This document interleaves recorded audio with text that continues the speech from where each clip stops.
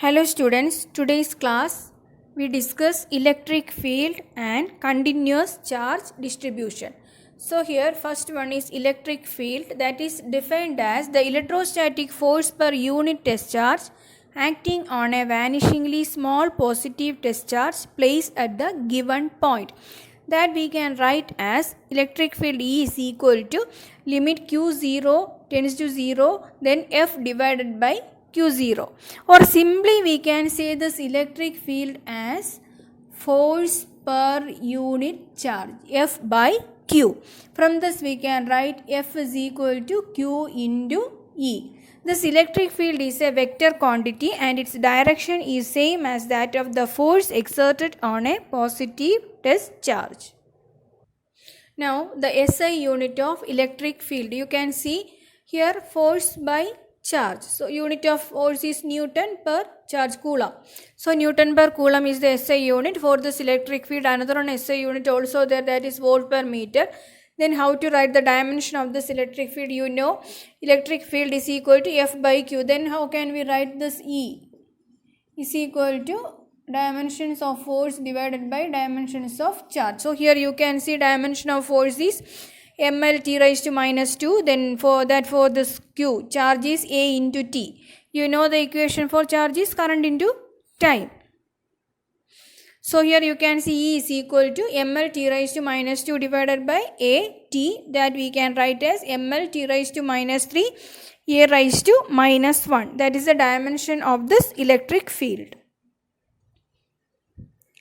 Electric field due to a point charge. Here you can see a point charge Q is placed at the origin and a test charge Q0 is placed at a point P. Here you can see R is the distance between Q and Q0. OP is equal to R. According to Coulomb's law, here we can write the force on Q0. How to write that? F is equal to 1 by 4 pi epsilon 0 Q0 divided by R square unit vector R.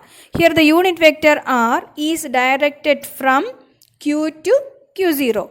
Now the electric field at P, how can we write that? E is equal to, that is the equation, F divided by Q naught.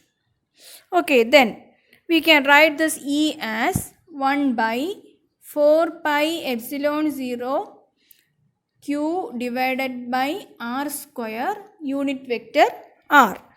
Now here you can see unit vector R and it is a vector. You know electric field is a vector. That's why we have to show the direction also.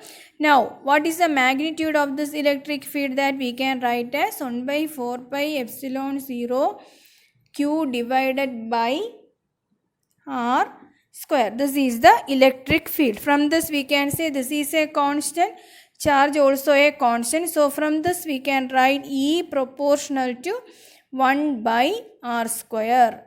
Okay, so from this we can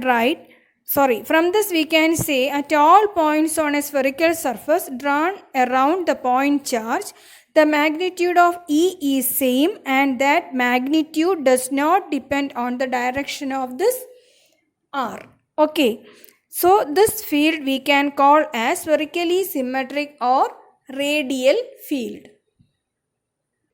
Electric field due to a system of point charges. This states that the electric field at any point due to a group of point charges that is equal to the vector sum of electric fields produced by each charge individually at that point when all other charges are assumed to be absent. That we can write as E is equal to E1 plus E2 plus E3 plus etc. plus En. Our next topic is continuous charge distribution. If the charge involved is much greater than the charge of an electron, then we can ignore its quantum nature. Quantization we studied. So here we have to consider if the charge involved is much greater than that of an electron, that time we have to ignore its quantum nature and we should assume that the charge is distributed in a continuous manner. That time we have to discuss about this continuous charge distribution. Here we have three types of continuous charge distribution. Here you can see first one is line charge distribution, second one surface charge distribution, third one is volume charge distribution. Listen, one dimensional concept, two dimensional, three dimensional. If you are considering a cuboid or a cube, that time we have to consider the whole volume of that. If you are considering one surface of this, that time we are considering the area, that time the surface charge distribution. For the first one, line charge distribution, one side of that lengthwise. Okay, so here what is the first one? Line charge distribution. It is a charge distribution along one dimensional curve or line in a space. The linear charge density, we can call this as linear charge density, that is represented by the letter lambda. Okay, its equation, you can see two equations here. If the charge distribution is uniform, then we can write this as lambda equal to Q by L. If the charge distribution is non-uniform, then we can write lambda equal to dQ by dL. Its SI unit is, here the equation Q by L, coulomb per meter. Then coming to surface charge distribution, that is the charge distribution spread over a two-dimensional surface. That means you have to consider the area there. The surface charge density is defined as the charge per unit area.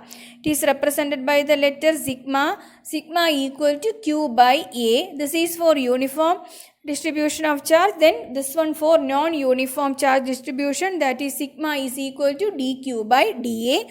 Its SI unit is coulomb per meter square. Then the third one, that is volume charge distribution, that is the charge distribution spread over a three-dimensional volume. Okay, that means the region V of a space, we have to consider the volume of that. Here the volume charge density, that is represented by rho, that is equal to Q by V, that is for uniform charge distribution, and this is for non-uniform charge distribution, that is rho is equal to dQ by dV. Its SI unit is coulomb per meter cube, volume. So length into length into length, length into breadth into height, anyway volume, its unit is meter cube. So SI unit is coulomb per meter cube.